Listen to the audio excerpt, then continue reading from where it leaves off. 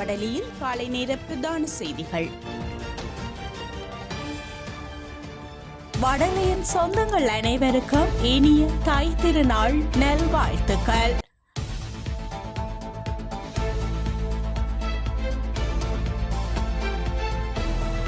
தொடர்வன தலைப்புச் செய்திகள்.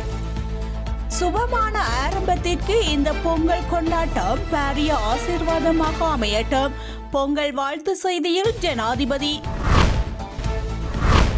பட்டதாரிகள் அல்லாத ஆசிரியர்களுக்கு கல்வி அமைச்சு விசேட அறிவித்தல்.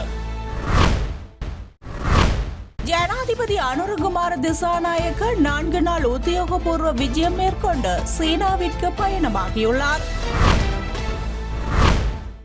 ஜப்பானில் பாரிய நிலநடுக்கம், சுனாமி எச்சரிக்கையும் விடுப்பு.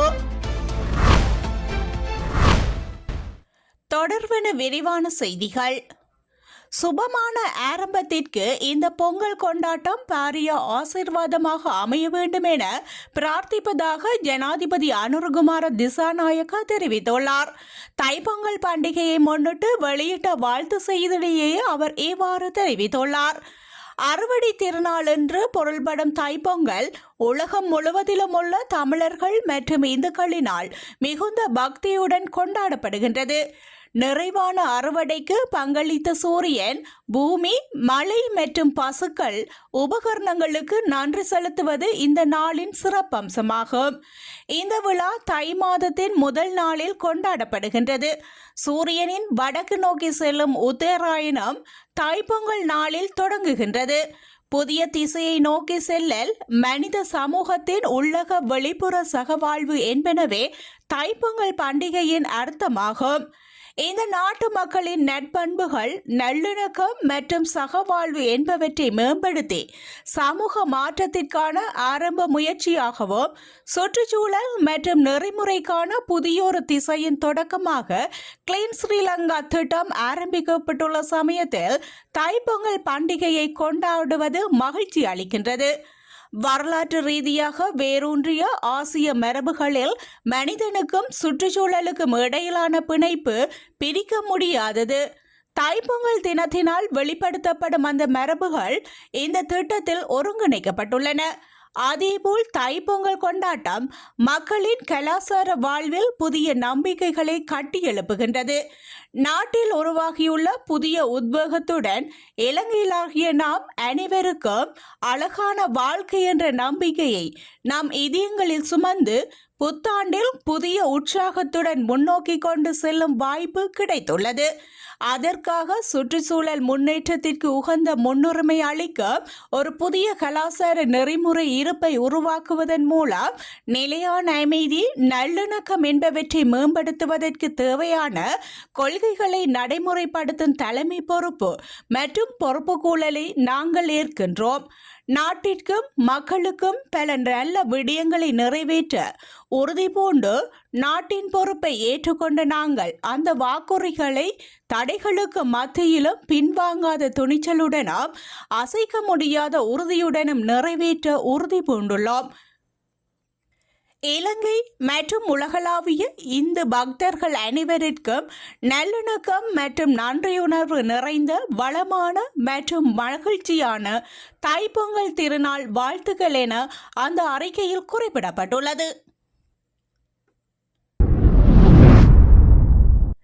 பாடசாலைகளை பணியாற்றி வரும் பட்டதாரிகள் அல்லாத ஆசிரியர்களுக்கு கல்வி அமைச்சு விசேட அறிவித்தல் ஒன்றை வெளியிட்டுள்ளது. பயிற்சி பெற்ற ஆசிரியர்களாக தகுதி பெற விரும்பும் அரசு பாடசாலைகளின் பட்டதாரிகள் அல்லாத சகல ஆசிரியர்களுக்கும் மே மாதம் நடைபெறும் அரசு ஆசிரியர் கல்லூரி இறுதித் தேர்வு 2025 பரீட்சையை எழுதுவது கட்டாயமாக்கப்பட்டுள்ளது. பரீட்சையை எழுத விரும்பும் அரசு பாடசாலை ஆசிரியர்கள் ஜனவரி 9 முதல் 24 வரை இணையதளம் வழியாக விண்ணப்பிக்குமாறு பரீட்சைகள் திணைக்களம் சுற்றறிக்கையூடாக அறிவுறுத்தியுள்ளது. மேலும் பரீட்சை தொடர்பான மேலதிக விவரங்கள் மற்றும் விண்ணப்ப படிவங்கள் பரீட்சை திணைக்களத்தின் அதிகாரப்பூர்வ வலைத்தளமான .net.lk அல்லது onlineexam.gov.lk இல் பெற்றுக்கொள்ளலாம். இதன்படி விண்ணப்பங்களை இந்த இணையதளங்கள் வழியாக பரீட்சை திணைக்களத்திற்கு உரிய திகதிக்கு அனுப்ப வேண்டும் என்றும் குறிப்பிடப்பட்டுள்ளது. ஜனாதிபதி அனுரகுமார திசாநாயக்க 4 நாள் உத்தியோகபூர்வ விஜயம் மேற்கொண்டு நேற்றிரவு சீனாவிற்கு புறப்பட்டு சென்றுள்ளார்.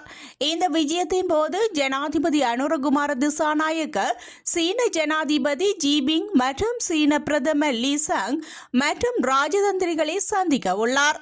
அத்தோடு இந்த விஜயத்தின் போது தொழில்நுட்பம், விவசாயம் மற்றும் வறுமை ஒழிப்பு உள்ளிட்ட துறைசார் பல கள விஜயங்களிலும் ஜனாதிபதி பங்கேற்க உள்ளதோடு பல உயர்மட்ட வர்த்தக கூட்டங்களிலும் பங்கேற்க திட்டமிட்டுள்ளார். இந்த விஜயத்தின் போது இரு நாடுகளுக்கும் இடையே பல புரிந்துணர்வு ஒப்பந்தங்கள் கைச்சாத்திட உள்ளன. ஜனாதிபதியாக பொறுப்பேற்ற பின்னர் ஜனாதிபதி அனுரகுமார திசாநாயக்க மேற்கொள்ளும் 2வது வெளிநாட்டு உத்தியோகபூர்வ விஜயம் இது என்பதும் குறிப்பிடத்தக்கது. இரு நாடுகளுக்கும் இடையிலான நீண்டகால உறவுகளை மேலும் வலுப்படுத்துவதில் இந்த விஜயம் மிக முக்கியமான முன்னெடுப்பாக கருதப்படுகின்றது. இதனூடாக இருதரப்பு பொருளாதாரம், வர்த்தகம் மற்றும் முதலீட்டு ஒத்துழைப்பை மேம்படுத்தும் என்றும் எதிர்பார்க்கப்படுகின்றது. உள்ளூர் சந்தையில் புலிக்கு தட்டுப்பாடு ஏற்பட்டுள்ளதால் ஹட்டன் பிரதேசத்தில் 1 கிலோகிராம் புலியின் சில்லறை விற்பனை விலை 2000 ரூபாவாக உயர்ந்துள்ளதாக விற்பனையாளர்கள் தெரிவித்துள்ளனர். முன்பு 1 கிலோ புலியின் சில்லறை விலை 350 முதல் 400 வரை விற்பனை செய்யப்பட்டது. ஆனால் தற்போது விலை கணிசமாக அதிகரித்துள்ளது. புலி விளைச்சல் குறைந்ததால் தட்டுப்பாடு ஏற்பட்டுள்ளதாக வியாபாரிகள் தெரிவிக்கின்றனர். கல்வித்துறையில் ஆசிரியர்கள் மற்றும் அதிபர்கள் உட்பட 5 சேவைகளை அதிக சம்பளம் வாங்கும் 10 பதவிகளில் கொண்டு வருவதற்கு அரசாங்கம் பொருத்தமான நடவடிக்கைகளை எடுத்து வருவதாக தொழிலாளர் பிரதி அமைச்சர் மஹிந்த ஜெயசிங்க தெரிவித்துள்ளார்.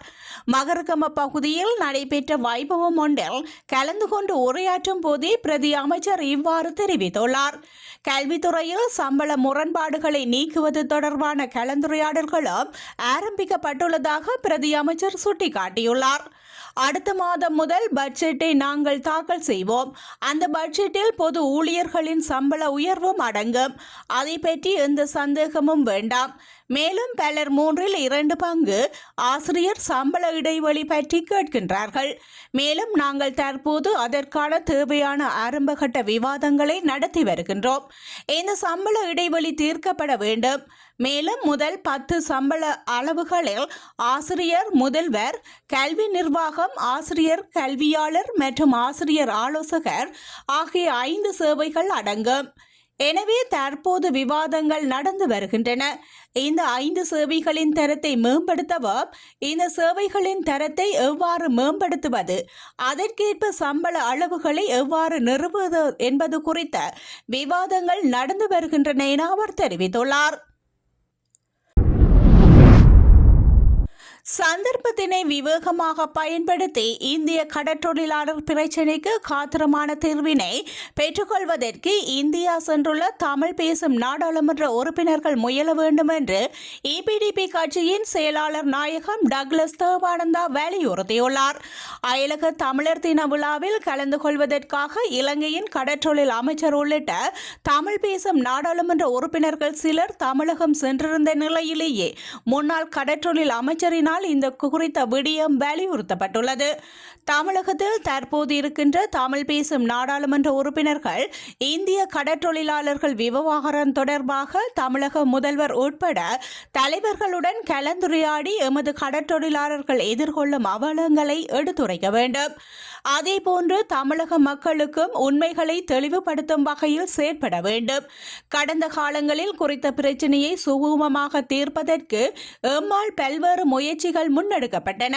குறிப்பாக தமிழக முதல்வர் உட்பட தமிழர் தலைவர்களை சந்தித்து ஆக்கப்பூர்வமான நடவடிக்கைகளை மேற்கொள்ள முயற்சிகள் மேற்கொள்ளப்பட்ட போதிலும் அவை சாத்தியமாகவில்லை.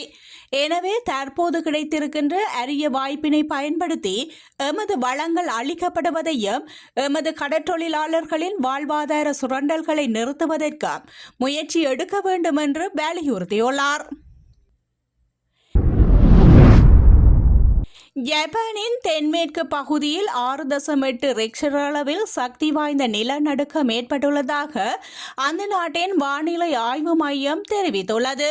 நிலநடுக்கம் உள்ளூர் நேரப்படி நேற்றிரவு 9:10 மணிக்கு ஏற்பட்டுள்ளதுடன் அதைத் தொடர்ந்து சிறிது நேரத்திலேயே நடுக்கம் மையங்கொண்டிருந்த மியாசாகி மாகாணம் மற்றும் தென்மேற்கு திவானா கியூசு ஆகிய அருகிலுள்ள கொச்சி மாகாணத்திற்கும் சுனாமி எச்சரிக்கைகள் விடுக்கப்பட்டன.